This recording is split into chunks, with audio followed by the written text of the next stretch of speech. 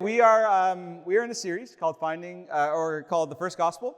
We're going through the Old Testament. The idea is that God is always good, even in the Old Testament. He's always up to good things for us, and that the good news is His story.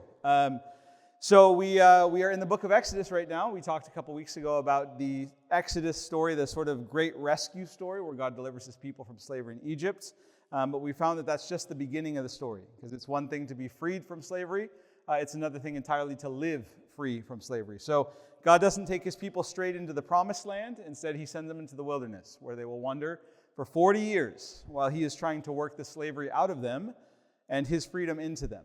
Because if He had just sent them straight to the promised land, they would have gone to the promised land as freed slaves.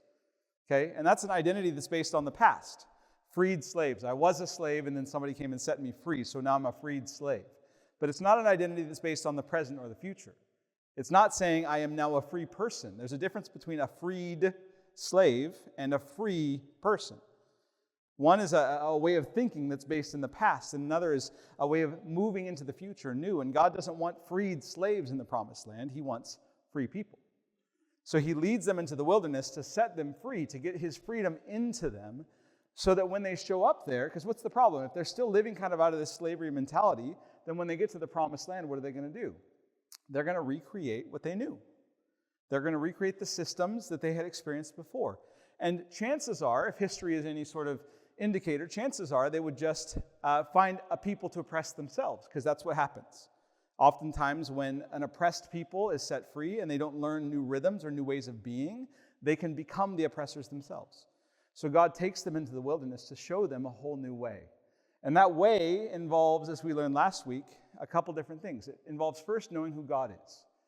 When He takes them into the wilderness, He sort of gives them this thesis statement. He says, "Remember when I rescued you from slavery in Egypt, and I carried you to myself on eagle's wings.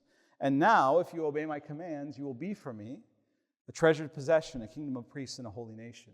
That's the thesis statement, the big picture of what God is doing, why He rescued these people. And it all starts with Him. He wants them to know who He is. He wants them to know Him as a rescuer. In other words, He moves first. Okay, this is very different than even what we hear in a lot of our churches. It is not about us seeking God, looking for God, pursuing God. The biblical story is God is pursuing us when we're not looking for Him. As a matter of fact, Paul says in Romans, he makes a really strong case. He says, when we were still sinners. So in other words, when we were living the opposite story, when we were living out of alignment with God's purposes, He is coming for us. While we were still sinners, Christ died for us. So He comes to us in this place when we're not looking for Him, when we don't know Him at all, and He introduces Himself to us as rescuer. That's the picture that we get here in Exodus, and it's beautiful. And it's reminded me a few years ago, I had a chance to go to India. A friend of mine runs a bunch of churches and hospitals and other stuff out there, and we were out there in a small village talking to a pastor about his congregation, and we got to meet some of his congregation. It was this really beautiful little church that met in a hut. I mean, there were probably less people than this that were jammed into this hut. It was so hot in there and just crazy, but this guy was so faithful to this little community. And as he started sharing the stories of the people in his church, he was translating for many of them. They were sharing the stories of well, how did you come to be a part of this church? And the stories, one after another, were always, well, I had a daughter who was really sick. And we tried all this stuff that kind of our religion tells us to do, and we, tried all this different thing, and nothing seemed to work. And then one of our neighbors said, "You should go talk to the pastor." And we talked to the pastor, and the pastor prayed for my daughter, and my daughter got better. And so I came here because Jesus is healer. Right? Jesus is healer. And that's all they knew. That was the introduction to Jesus, was He's a healer. When nobody else can do anything, He can. And that was almost every story in the church, was He had done something that had given them a glimpse into who He was. And that's what happens in Exodus. He shows Himself to them as rescuer. And they then are, before they've done anything, before they've, to keep going with the church analogy, before they've given anything, before they've served anywhere, before they've signed any statements of belief, they are loved. They are rescued. They have an identity. So the Christian life begins with identity. It doesn't begin with a quest for identity. It doesn't begin with pursuing identity. It begins with, this is who you are. Now, there's a reason that this is who you are. He didn't just save you, rescue you so that you can do whatever you want. He's got a plan for you. And the plan, he tells the people of Israel, involves to be his treasured possession. You're going to be conspicuous, in other words. I'm going to put you high. What you do with a treasured possession, you display it to the world. I'm going to show you off. You're going to be for me a kingdom of priests. In other words, we talked about last week, you're going to do for the nations what the priests do for you, which is to say you're going to create environments for people, for the nations to meet with me. By your way of being, you're going to create spaces of worship, spaces of encounter. That's why he says you'll be a holy nation. That as you're in a relationship with this rescuing God, his holiness will rub off on you. And pretty soon, you will become holy like he's holy. And therefore, everywhere you go will be a temple. That's what Jesus is getting at in the New Testament. When Jesus says, tear down the temple, and in 3 days I'll rebuild it. It says he was talking about his body, which certainly means the resurrection, but also his body's a metaphor for the church, isn't it? Tear this down, and in 3 days I'll rebuild it. And what he builds when he rises from the dead is a church that's now a mobile temple. The temple will become irrelevant. But the people of God go out carrying the presence of God everywhere they go. That was always the intent. You create holy spaces wherever you go, places of encounter, places for people to meet with God. And the whole thing we talked about last week is contingent on obedience. If you are careful to obey everything I command you, then you'll be my treasured possession. You'll be my kingdom of priests. You'll be my holy nation. So this whole thing hinges on their obedience, that they will actually do what he says to do. And here's the thing. If we do what Jesus tells us to do, then everything he promises us will happen. He will bless us, and we will be a blessing. We will be a treasured possession. We will be a kingdom of priests. We will be holy people. Wherever we go will be his temple. That will happen if we live our lives in obedience to Jesus. If we don't, then no amount of singing, strategies, mission trips, tithing, believing even. You know, I think one of the big issues in the modern church is that we've replaced obedience to Jesus with belief in Jesus. You know? You guys have heard, you've even heard this before. You hear when somebody is talking to try to figure out what your religious beliefs are and they're a Christian, what will they often ask you? Are you a believer? I get what they mean. There's nothing wrong with that. I've probably used that myself. But it's like, wait, what do you mean? Because it seems like what Jesus was asking is, are you a follower? Those are two different things. I mean, they shouldn't be. They should be in alignment. In a perfect world, our intellectual belief system and what we actually do with our feet should be aligned. But sometimes we believe one thing and act a different way, which means that we don't really believe that thing in the first place. But in the church, that's become the metric, right? It's belief. Do you believe? Have you confessed? Have you admitted? Have you signed kind of onto this doctrinal set of principles? Instead of, are you going to do what he tells you to do? To the best of your ability. Falteringly sometimes. You're going to make mistakes sometimes, but are you willing to bow to him? That's what this whole thing's about, right? Citizens. It's not just have you accepted Jesus as your Savior. Accepted, like, okay, I guess I'll accept it. But are you going to bow to him as Lord? Are you going to do what he tells you to do? In other words, like I said last week, that text is sort of our thesis statement as a church too. Right? It starts with love. Our King loves us. He has rescued us, and therefore we can love him. We want to obey him, and as we obey him, we'll represent him in the world. That's our thesis. We are a community built on the kingship of Jesus that exists to love, obey, and represent our King. So that was everything from last week. Now, this week's text in Exodus 20, we come to the thing that we're supposed to obey. Because in Exodus 19, he says, I want you to obey, and it's like, cool, we're ready. The people say that at the end of Exodus 19. We will do everything the Lord tells us. That's what they say. And then he says, okay, sit down, let me tell you what I have for you, okay? And that's our text for today. It's Exodus 20. We'll start in verse 1. It goes like this. God spoke all these words. I am the Lord your God who brought you out of Egypt, out of the land of slavery. You shall have no other gods before me. You shall not make for yourself an image in the form of anything in heaven above, or on the earth beneath, or in the waters below, and you shall not bow down to them or worship them.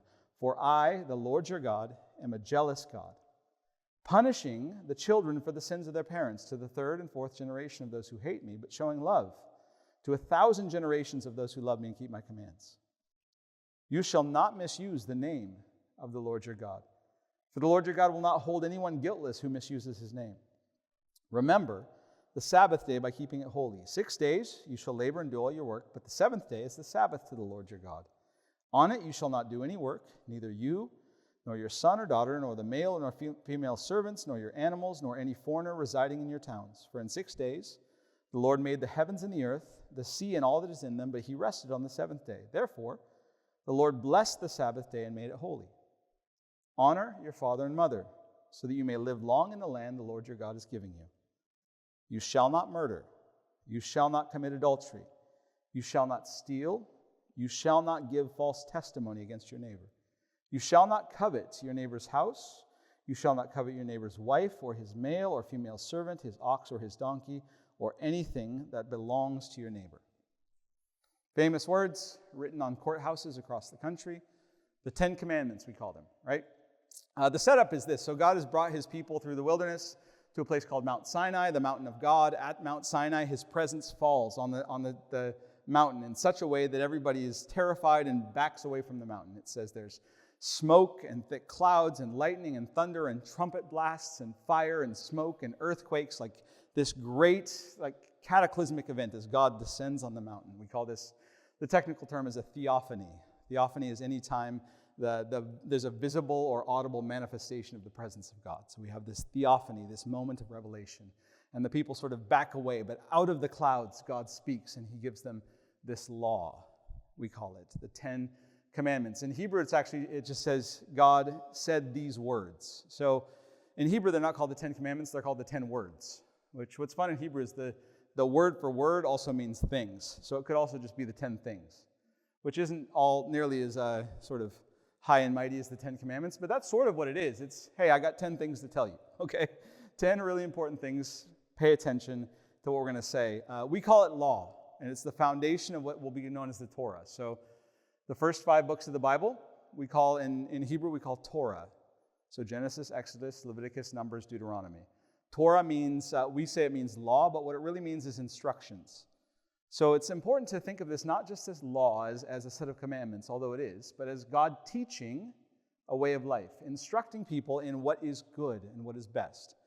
In fact, the root word for Torah in Hebrew, it doesn't mean instruction, it means to take aim. So it's what an archer does. An archer takes aim at a target, and that's Torah. Torah is taking aim at a way of living, a way of being that is right. In other words, shooting to win. You know, Paul will later talk about, we run a race to win the prize. That's what Torah is. There is a right way to do this. And Torah is that path that you walk, that right way of living that's in line with God's goodness, that's in alignment with the story that he's telling.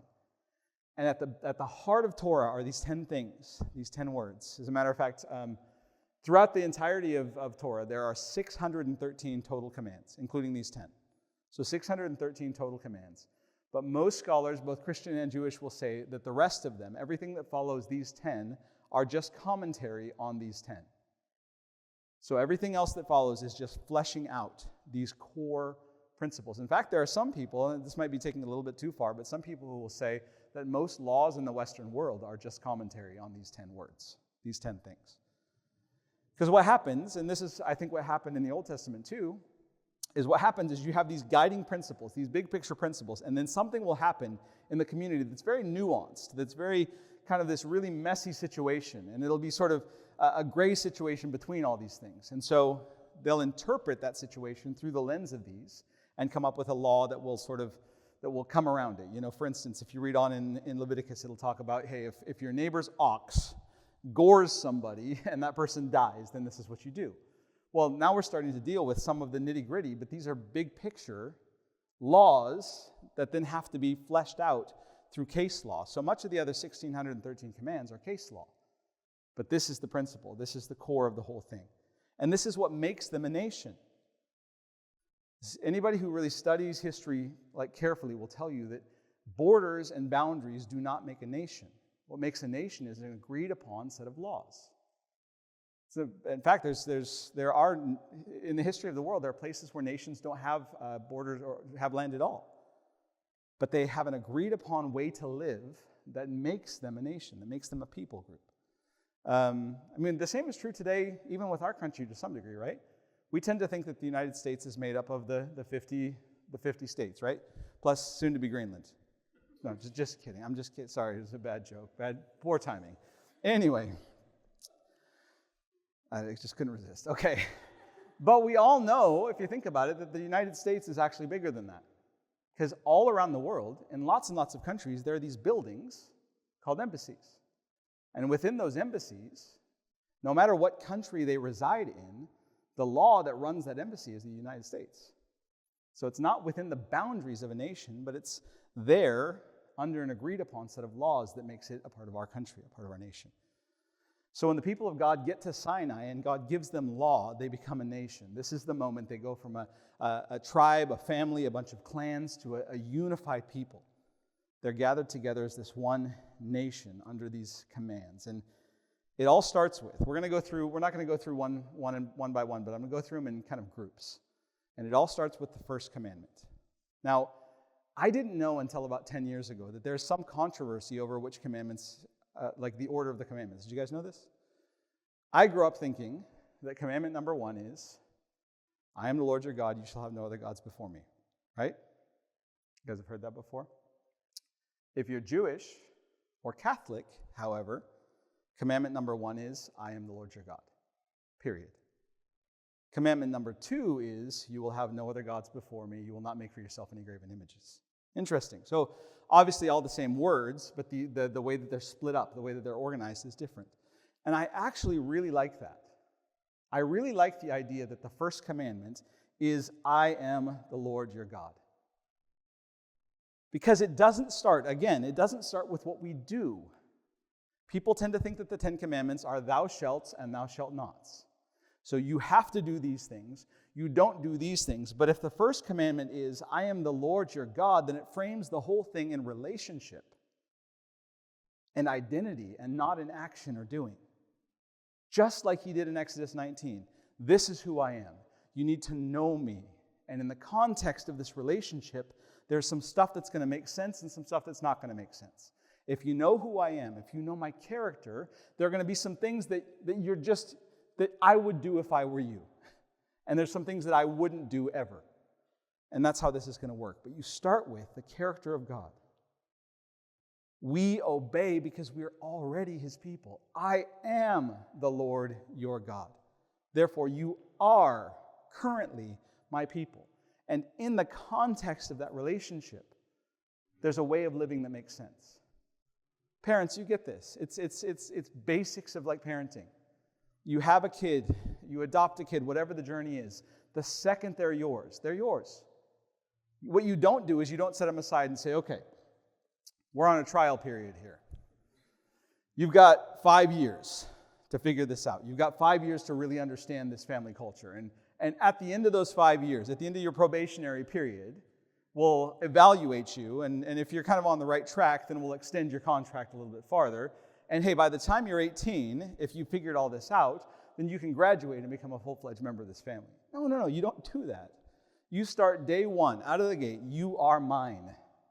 Nothing on heaven or earth or anywhere else will ever change that, no matter what you do. There's nothing you can do to lose my affection or love. This is your family. Now, in the context of belonging, let me show you what this is supposed to look like. Let me show you our value system. Let me show you the kinds of ways that we eat, or the foods that we buy, or the ways that we behave in relationship with each other. Let me show you what we watch and what we don't watch. All of that comes in relationship. It's not a way into relationship, but it's what we do. And that's what God says. I am yours, and therefore you are mine. Now, this is how we act. There's a way of being that makes sense. I am the Lord your God. Now, the most important thing, though, about this first command is how you hear it. Like when I say that, when I say commandment number 1 is, I am the Lord your God, what tone of voice are you hearing that through in your head? Picture the face of the person saying that to you. What does that face look like? Because I think oftentimes the picture we have, or the tone of voice, is going to be sort of angry or commanding. I am the Lord your God. Dang it. Like there's this I will be. You like it or not. Because that's often, I found myself talking to my own kids that way. I am your father, And we run it through that lens, I think, sometimes, and that's the tone of voice we hear. I'm the Lord your God. Like, what are you doing? What's wrong with you? You have to listen to me. But remember, we've been reading this story carefully to this point. Let's not start reading it uncarefully now.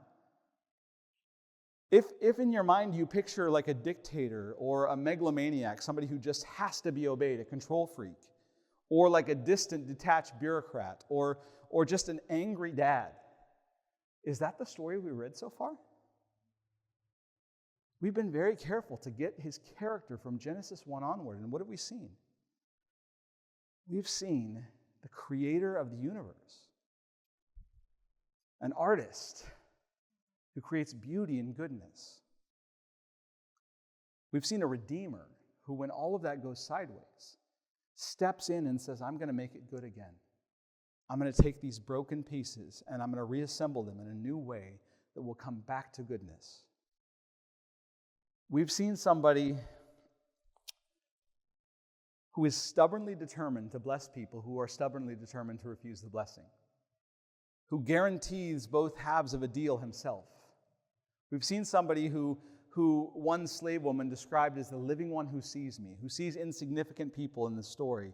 We have seen somebody who is Jehovah Jireh, who provides the sacrifice himself out of his own resources. We have seen a rescuer who shatters the most powerful empire on the planet to liberate an oppressed people group. We have seen a parter of waters. We have seen somebody who feeds his people with bread from his hand, who's a pillar of fire by day and by night, and a pillar of cloud by day, who guides his people personally through the wilderness. That's what we've seen so far. And that's the one who's telling us these words. So that's what we have to picture when he says, I am the Lord your God. It's that. It's this person who is so for you, who loves you so much, who has literally moved heaven and earth to get to you. And he's saying, I'm yours. And your mind, if you don't picture that God when you hear those words, you're already on the wrong track with these 10 commandments. In fact, to take it a step farther, as people who are living on this side of the resurrection, if you don't picture all of those things embodied in the person of Jesus hanging on a cross, when you hear the words, I am the Lord your God, then you're not seeing it right. Because that's the picture. That's the one who's saying it to you with just love in his eyes. I am the Lord your God. I am so for you. I just want think about that. That's what a parent says. I know you. I know you. I've been there every step of the way, and I know what's best. Just trust me. Because that's what these commands are. I think we hear 10 commandments and we think, man, it's just this negative, thou shalts and thou shalt nots. How many times have you heard people say, I don't have any use for religion because it's just thou shalts and thou shalt nots? But that's because they don't know who's telling them that. Like if you have a father who loves you and he says you shouldn't do that, then you have to know that it's what's best. That he's saying that to protect you. If he says you should do this, he's saying that so you'll thrive, so you'll flourish. Yes, I think we need to get away from this this dichotomy that religion is either relationship or it's commandments. It's both. It has to be. It's commandments, it's obedience in the context of relationship. It's when we separate those two things that things get weird. We separate it out, and if it's all just relationship, then we end up with this Christianity that has no real strength to it. Nobody is actually becoming more and more like Jesus because we're not doing what he says. We're just in this sort of love relationship, always loved but never growing. It's not what he wants for us. But on the other hand, we have, and all of us have experienced this faith that is so legalistic, that is just do or don't do all these things, but it's never the relational piece. It's never you're loved. You put those two things together, though, and then you have the Christian faith. Man, he's for you. And because he's for you, he doesn't want these things to be a part of your life. Or he does want these things to be a part of your life. He knows what's best. So we have to start there. We have to start with, I am the Lord your God. And you have to hear it in the right tone of voice. You have to see it coming from the right person. And then we can move on. Now, some controversy now, because if we have made I am the Lord your God the first commandment, then now, according to how I grew up, first commandment is I am the Lord your God, you will have no other gods before me. That's one. Then 2 is the one about idols. You won't make any graven image. But if we're going to make I am the Lord your God the first commandment, like the Catholics and the Jews do, then we have to squish together 2 and 3. Otherwise, we're going to end up with 11 commandments, and that's just not okay. So what a lot of people will do is they'll squish together, you shall have no other gods before me, and you will not make for yourself any graven images. I kind of want to have my cake and eat it too, though, because I think those are 2 different things. I think they're related, like very closely related, but I think they're 2 different things. I think we have to understand that we have grown up in a culture where we tend to think that gods, small g gods, and idols are the same thing. But in the Old Testament, especially in the Torah, they're not at all. Small g gods often are what the Bible will refer to later in the New Testament as principalities and powers. They're spiritual forces. See, I think we sort of have grown up as what we call scientific materialists. In other words, we're kind of on this side of the scientific revolution, which means that we believe in a world that we can see and quantify and observe, and everything that we can see and observe is all that there is. But the Bible has a very different lens. It's that there's sort of 2 worlds that overlap each other, or one world that's made up of multiple layers, one of which we can see and touch, and one of which we can't, that affects what we can see and touch. And that layer, the Bible refers to as spiritual forces or powers in the New Testament, but in the Old Testament, especially in Torah, they just call them gods. Real spiritual forces that are contrary to God's plan, capital G God, Yahweh's plan for the world. We've already met some of them, haven't we, in this story? Remember in Genesis 3, we met the first one. He comes as a serpent, and he comes to destroy the people that God has made in his image and put in charge of the world. Later on, in Exodus, as we talked about the plagues, we see Yahweh attacking the gods of Egypt, the spiritual forces of empire that keep people enslaved and dehumanize people. So we've met these spiritual forces, and they are running counter to who God is. We have to, I'm not trying to become a polytheist, okay? A lot of people will say, okay, so you believe in multiple gods. I don't. I'm not saying that they are equal, but I think most of us in the room could agree that there are probably, if there is a spiritual force of good, there are probably other spiritual forces out there as well. Not probably. I've run across it in my life, and I think you have too. I think we just have to change our framework, our way of thinking. You know, it's like this story I heard once about a fisherman who had a net. He would fish with a net, and his net had 2-inch holes in it. So, squares were roughly, 2 inches by 2 inches. And so he would fish, and he would kind of drag his net through the waters, and all he caught were big fish. And so he concluded, therefore, that there were no small fish in the water. What's the problem with his thinking?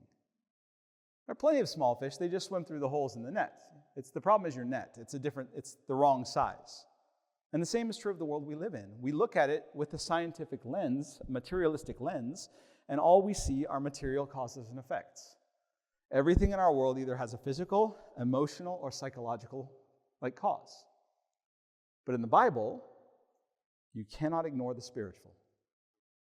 There is a spiritual component behind our responses, behind our emotional, psychological, and physical reactions. And that is important. So when the Bible here says, you shall have no other gods before me, I think what it's saying is you've met a couple of these powers that have an agenda that is the opposite of Yahweh's agenda. And I don't want you to have anything to do with them. I don't want you to live the agenda of the serpent. I don't want you to live the agenda of the gods of Egypt. You are Yahweh's people. You are to have loyalty to Yahweh. When it says no other gods before me, it's not talking about priority. It's not saying you can have Yahweh and then sort of, Ra and Baal and whatever else. It's saying before me means in my presence. Okay, before me, like literally. Bring no other gods into my presence. If you are a people defined by my presence, it's an exclusive contract. Brand loyalty. I was thinking about this. I was thinking about if you're old enough to remember the original Dream Team, basketball team, 1992. Michael Jordan went to the Olympics, and the uniform that year was designed by Reebok. And he would cover up the logo every time because he's a Nike guy through and through. And people gave him a hard time, but at the end of the day, he and Nike were exclusive. He believed that they made the product that was the best. He put his name on it. They put their name on him. I'm not going to wear anything else. That's what we're talking about here. We're talking about brand loyalty. Do you believe that he is the one true God? Do you believe that there's no other like him? Do you bow your knee to no one else? That's how it works. No other God in my presence. And if you are filled with his Spirit, you are always in his presence. Now, an idol, on the other hand, is different. An idol is a natural thing. It's something material, something physical. And sometimes it can represent a spiritual power. It can be sort of that's usually the idea, is you craft something out of wood or out of stone to represent the force, the spiritual power behind it. And God says, I don't want any of that either. And the problem isn't just, in that case, it's not just making an image of, say, another God. It's also, I don't want you making any images of me. Remember, they ask him for his name. They try to pin him down to, what do you like? And he refuses. He says, my name is I am. You don't get to pin me down to one thing. We'll read on in the story, and God's people will make a golden calf. And when they bow down to worship it, it's really interesting. You know what they say? This is your God who led you out of Egypt. In other words, they have not made another God. They have made a representation of Yahweh. And they said he's strong like a young calf. And he loses his mind. I told you, you don't try to pin me down to anything in nature. The problem with idols, two things. Number one, we're worshiping now the creation rather than the creator. And two, we're upsetting the order that he's created in the world. What did God create as the pinnacle of the world? Human beings. He said, I made you to rule over all of this. Now, what's the problem? Well, now you've got a ruler bowing down to a subject. I made you to be in charge of the animals, and now you're bowing down to a statue of a cow. You've completely upset the order of God's intention. Now, the problem with this, of course, it sounds ridiculous when you're talking about cows, but idolatry is the religion of the 21st century Westerner. This is what we do. We identify parts of creation and spend our lives on them. We might not bow to them in the way that the Israelites did, but we do it in more subtle ways. We tend to do it with our time and our money. The things that are most important, the things that we worship the deepest, get the most of our time, our money, our attention, our affection, our thought life. If you look at your calendar, formal or informal, and your bank account, and if you keep maybe a log of what you spend your time thinking about, you'll figure out very quickly what those priorities are, what those idols are. And we all have them. We all have them, and God says, no, you don't worship creation, you worship the Creator. You don't, because when you do that, even if it's a physical thing, a material thing, there is a power behind it. As soon as you start worshiping it, you're now colluding with one of these spiritual powers that is actually in opposition to Yahweh.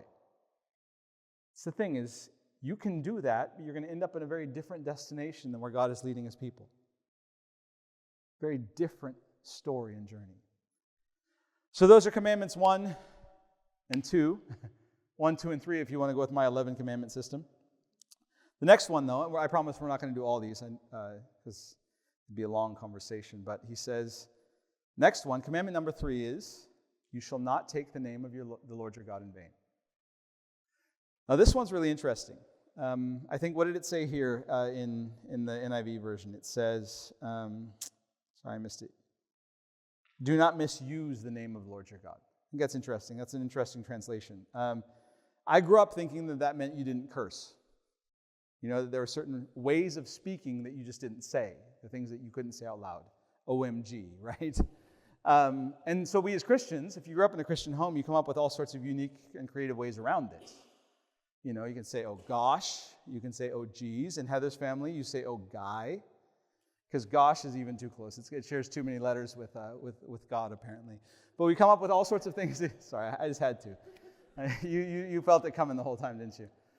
But we come up with all these ways so we won't say the name. It's not just in Christian circles. It's also in Jewish circles. In Jewish circles, if you're reading the Bible and you come across the name Yahweh, no Jew will ever say the name Yahweh just in case they said it in an unworthy fashion. Instead, they'll replace it with Adonai, which means Lord, or with Hashem, which means the name. So, Baruch Atah Adonai, blessed are you, Yahweh, is what it says in the book. But they'll in their mind, they'll translate it. Or even in English, if you're writing. Have you ever seen somebody write G-D? That's a way of writing the name of God without writing it. Even to this day, if you're Jewish, like a devout Jewish, and there's a paper with the name of God on it, it can never be destroyed. So it can only be buried in these things called geniza. Really interesting. So I met a Jewish guy on a plane one time. And I was actually flying to Israel for the first time. I had been learning some Hebrew. And he found out that I'm a Gentile learning Hebrew. And so he's like, what's going on? So he pulls this prayer card out of his pocket, and he was testing me. He's like, see if you can read this. And I read it, and it said, Baruch Atah Adonai Elokeinu, which in Hebrew it's Eloheinu. That's how you say our God, Eloheinu. But it said there Elokeinu, and I was like, what is this? And he said, oh, that's why if I lose this or throw it away, it's not a big deal. They misspelled the name of God on purpose, just so the piece of paper wouldn't be endowed with any kind of holy power. That might sound ridiculous to us, but I submit to you it's no more ridiculous than Christians saying, oh, guy, or oh, geez, right? Because we're all trying to avoid taking the name of the Lord your God in vain. The problem is in Hebrew, you know what it says? It literally says, you shall not carry the name of the Lord your God in vain. The word is carry or lift up, nasa. In other words, he has given you his name as a people. Now, don't take it lightly. That's what he's saying. He's saying, you're my people, called by my name, represent me well. Represent me well. So to take the name of the Lord your God in vain is then to claim the name. And this is scary, okay? To claim the name and then live differently.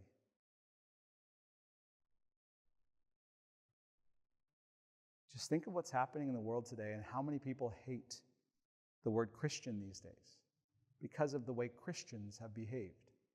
The name of Christ has been misrepresented by people who are going around saying things like, oh geez, or oh my goodness, because they don't want to take God's name in vain. Guys, do you see what's happening? If he's saying, my name is Yahweh, which literally means he is. Okay, so his name is he is. Then don't carry his name in a way that misrepresents who he is. I said a few weeks ago that another way we could kind of idiomatically translate that name is come and see. If his name is he is, then come and see who he is. And who are they going to come to? To the people that are called by his name. And when people come to see who he is, we had better show who he is. And not who we want him to be, who we think him to be, who we are in our worst moments, but who he is. That's what it means to take the name of the Lord your God in vain. He says, don't do it. Don't carry it lightly. If you're going to lift it up, represent it well. Command number 4. This is the last one we'll do individually, and then we're going to go through the rest. Command number 4 is unique. The first 3 of them are all about God. However you order them, I am the Lord your God, no other gods before me, no graven images, don't take my name in vain. The 4th one is remember the Sabbath day. Now, commandments 5 through 10, the last 6, are all going to be about your relationship to other people. The first 3, about our relationship to God. 5 through 10, our relationship to other people. This is the only one that's focused on you, individually. And what is it? Rest. Remember the Sabbath day. There's a lot of reasons for this. This is a conversation. I have friends who've done 7-week sermon series just on the Sabbath alone. We're not going to do that tonight. But the point is, God intends for his people to be a people of rest. They've just come out of slavery in Egypt. The motto of the empire is more, just a little bit more. Pharaoh gets mad at them when they want to leave because he says, you're lazy. You're lazy. And he takes away their straw and says, now make more bricks with less straw. I want more for less. That's the motto of empire. It's dehumanizing. It's oppressive. And God says, no. I want you to limit your productivity 1 day a week to rehumanize you so that you can rest in my presence and know that I'm God. And that's the important thing about Sabbath here. When you rest, you are acknowledging that God is God and you're not. That it's his work that makes your life work, not your own. Because we tend to think that if we're grinding day after day after day, we're building our lives. We are sustaining ourselves. We are living well. But the truth of the Bible is that God's the one who sustains. That he's the one who provides. That he's the one that makes us live well. And so when we try to achieve and try to work and try to do things through our own efforts to build our lives, we're taking his job. We're taking him off the throne and putting ourselves there. The Bible actually makes this clear from Genesis 1 onward. It's crazy, but in Genesis 1 it says there's 7 days of creation, and it says each day it says it was evening and it was morning the first day. Evening and it was morning the second day. That's really unique. Because how would we say it if we were writing it in the Western world? It was morning and it was evening. Because that's when our day starts. Our day starts in the morning. We have a solar calendar. When the sun rises, the day starts. Jewish people had a lunar calendar, still do to this day. In other words, the day starts in the evening. So a Sabbath will start on the evening before, on Friday evening, and go through Saturday evening. That's a different way of thinking. It's not just a sort of an interesting factoid. It's actually a different way of thinking about the world. In the Western way of thinking, my day starts in the morning when I get up and I start to do stuff. That's when the day starts. It starts with my activity. In the Eastern way of thinking, in the Jewish way of thinking, in this way of thinking, the day starts when I am at rest. I am doing nothing but resting. I sleep, and as I'm sleeping, it's really remarkable. God is moving all these different systems. He is raining water down out of the sky. He's creating dew on the ground. He's guiding little earthworms to aerate the soil. He's doing all sorts of stuff. And when we wake up in the morning, halfway through the day, we step into his world already in motion. We step into his work and his plans. And now we see ourselves partnering with him instead of taking his spot for ourselves. And the same is true of Sabbath. It's the first day of the week. You start your week with rest. You start your week with rest, and then you step into his work already in motion. It's technically the seventh day. I know some of you are looking and saying, I thought seventh meant last. But it's how we begin. It's the thing that makes us human beings, and the thing that reminds us whose story we're living in. That's why Sabbath exists. That's why, even to this day, that's why church exists. It's because you probably shouldn't go more than about 6 days without sort of tripping over the story of God again. You know? Because out there, you're not going to hear this very often. You're not going to have these kind of conversations. You're not going to be around these kind of people. You're not going to be in spaces of prayer. You're not going to be in spaces of worship. And so we create these rhythms. So you're going to be okay the rest of the week. You're going to have something to eat off of the rest of the week. That's what Sabbath is. It grounds you in the story of God, reminds you of who he is and what he's up to in the world, so that then you can step into the rest of your week, human and alive to his plan. Remember, he gives us this. And it sits as a bridge then between the rest of between right relationship with God and right relationship with other people. In other words, this number 4 here, this is self-love. If the first 3 are about love, the way Jesus will summarize the 10 Commandments, what are they? Love the Lord your God with all your heart, soul, and strength. Love your neighbor as yourself. And between the 2, rest. That's self-love. It's the bridge between the two. As you are loving God, he graciously gives you this gift of rest. He'll take care of you on Sabbath. You got to trust him. You might think that you're going to miss out if you're not working. You might think that you're not going to get something done. You're going to lose something, but he'll take care of you. See Chick-fil-A as an example. They just made that. Whatever you think of them, I don't really need to talk about that, but they just made the decision to not work one day a week. And God has provided. They are cared for. Right? It annoys me to no end, because every Sunday that's all I want. But nevertheless. Okay, last ones. Commandments 5 through 10 then are all about our relationship to other people. And I can summarize them very succinctly in this way. Do not destroy. Do not destroy. God says don't murder, don't commit adultery, don't steal, don't bear false witness. What he's saying here is don't destroy anybody. First and foremost, don't destroy life made in the image of God. This is the worst act possible. If God created somebody, that person is loved, they're made in his image, we have no right to take that. Then, don't destroy the blessing of other people. He says, don't steal. If God has provided for somebody else, out of his hand he has blessed them, that is their blessing. Don't take it from them. Don't take their sovereignty. Don't invade their privacy. It's how community functions. Don't take from other people. He says, don't destroy families. Right? Honor your father and mother. That's part of it. He says, don't commit adultery. That's the destruction of a family. He says, don't destroy reputations. He says, don't bear false witness. Now, it doesn't just mean don't lie. It means very specifically, don't say things about other people that aren't true. And in this context, it's probably referring mostly to legal proceedings. If you're standing in front of, if a legal process is happening and you go and you say something happened that didn't happen, you're now ruining somebody else's reputation. And that actually can cause the destruction, the crumbling of society. But I think we could also apply it to things like gossip, right? Where a false witness can destroy somebody else's life. That's why throughout the Old Testament, gossip is referred to as eating of the flesh. It's devouring somebody else's flesh, and it causes destruction in society as a whole. Don't do it. And then notice the very last commandment. It's really interesting. He says, don't covet.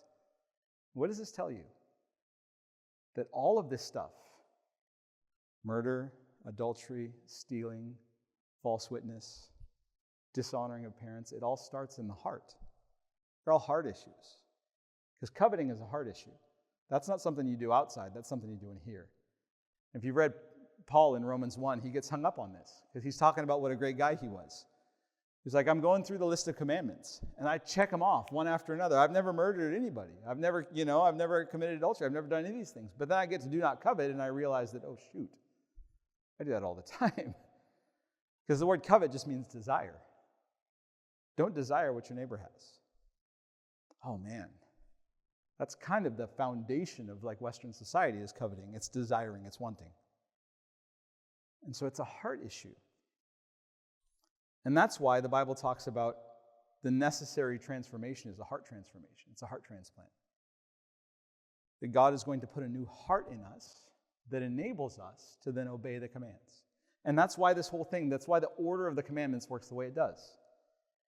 Because basically we get to number 10 and we realize that, oh no, we're feeling pretty good, through 6 through 9, or 5 through whatever, and then we're feeling good about ourselves. And then we realize, oh no, my heart's a mess. See commandment number 1. I'm the Lord your God. Remember who you are. Remember you're loved. Remember you're mine. Remember I've got what's best for you. Let that love transform your heart. Let that love do what guilt and shame can never do. And now let's go through it again. Let's go through it again. And as your heart is changed, as he writes his law upon your heart with his love, then this stuff becomes possible. And as we do this, we flourish. That's the thing. His commandments to us are for our flourishing, the flourishing of his people, of society, of the world as a whole. As a matter of fact, most Jewish commentators, when they read the blessing to Abraham in Genesis 12, I'm going to bless you and all nations of the earth will be blessed through you. Do you know what they think the blessing is? Torah. That's it. God will bless you with Torah. He will bless you with his instructions. He will bless you with his way of living. And then, when you embody it, you can teach it. And that's how we're going to bless the world. We know, as Christians, that Torah is a shadow of things to come. That there is one who will embody in himself Torah. And then when we fail to, will bear the consequence himself. That's what happens next in the story. You guys know. The story goes on. Moses is up on the mountain receiving these commandments on tablets of stone from God, with the mountain like quaking and smoke billowing, this theophany. And meanwhile, the people of God down below are building a golden calf in the shadow of the mountain. I mean, it's such a vivid picture of how impatient and how like prone to wonder we are. And when that happens, this plague comes upon the people of Israel. And again, it's not God's punishment. It's the natural consequence of living out of alignment with his goodness. They're experiencing the same disintegration, the same word, plague, the same disintegration that Egypt did. Because they're living out of alignment with him until Moses intercedes. It's really fascinating. Moses goes up to the mountain of God, and you know what he says? If you'll stop doing this to your people, then take me in their place. Cut me off in their place. You know what God says? No, not you. Not you, but there will be, this is not in the story, but this is later we discover, there will be one who's worthy of taking that place, who embodies Torah perfectly, who deserves every reward, who deserves every blessing. But he offers himself to be cut off. And God accepts. So that those of us who are faithless and fail to live up to this can be transformed by his sacrificial love. Can have a new heart put in us so that we can flourish. We can live this stuff out. We can obey. That's how this whole thing works. And I'll close with this, but I circle back to something that may have stood out to you when I read it. When it says, you shall make no other graven images, he says, for I, the Lord your God, am a jealous God, punishing the sins of the fathers to the third and fourth generation. You guys, anybody clock that? And that kind of like stings a little bit? It's interesting though, isn't it, when he speaks about jealousy? Because I think for most of us, that would be a bad thing. If I were to say, I'm so jealous, like I don't want anybody else in my life to have any other relationships. But what if, just hypothetically, like I were the best thing ever? Then wouldn't jealousy be in fact an act of love? Do you know what I mean? If God is in fact the greatest thing ever, then wouldn't his stubborn refusal to allow anybody to find any life, any hope outside of him be the best thing he could offer? Does that make sense? Because if he lets you go to the spiritual powers of darkness, if he allowed us to wander to idols, he would be letting us settle for less than the best. So his jealousy is in fact an expression of his goodness. He longs for us to obey because he knows that we'll flourish in obedience. He knows that that's what's going to be best for us. And when we live out of alignment with it, he says there are consequences. His people experience a plague. He says you will in fact experience the consequences not just in your generation, but in generations to come. And we see this. It's true, isn't it? In society, it's not just that our actions have consequences for us, but often our actions have consequences beyond us. They affect the world around us, sometimes spilling over into generations. You guys can all probably point to things in your own family where you're like, man, that goes back 2 or 3 generations. That struggle, that ongoing kind of darkness, whatever else. But you know what I think is so fascinating? We get hung up on this punishing to the 3rd and 4th generations as if it's so cruel. But I don't think that's what it actually is. I think it's actually an act of love. If you think about it. As he says, he's going to express his kindness to thousands of generations. But the consequence, the punishment, only to 3 or 4. In other words, what's going to happen after 3 or 4 generations? He will intervene and make a way back. That's what happens in this story. If you read on, this is foreshadowing. The people of Israel are going to mess up a lot. And they will experience the consequence a lot. But it's never terminal. It's never their lot forever. Instead, they endure the refining of the consequence, and then he restores them again. He brings them back from exile. He brings them back from slavery over and over again. He intervenes. There's always a way back. There's always a way back. And that's what Jesus has done here. Look, you're going to find yourself out of alignment, but he's made a way back. A way out of that stream of consequence and devastation and destruction and back into the stream of thousands of generations of blessing. That's the good news. He's always made a way. That's what we're going to see next in this story, is he commands them to build an altar so that when you find yourself out of alignment, you sacrifice, and that sacrifice makes a way back. Later on in the story, we'll find that he himself provides the altar. He puts himself on it and makes a way back. So we find ourselves tonight in a place where we look at that and we're like, man, not that I've committed murder or whatever else, but man, that coveting thing, that's heavy, or that idols thing, like I feel that. And maybe you've even experienced some of the disintegration of it. The pain, the hurt of living out of alignment with the character of God. Maybe you felt that. There's still a way back, though. It's not terminal. On the cross, he's provided a way for you. Look at him. Look him right in the eyes and hear him say to you, I am the Lord your God. I love you. I want what's best for you. He offers repentance. He offers forgiveness. Turn around and come home and enter back into my blessing. And then I'll teach you to obey. We'll work through it again. That's how this works. Let's pray.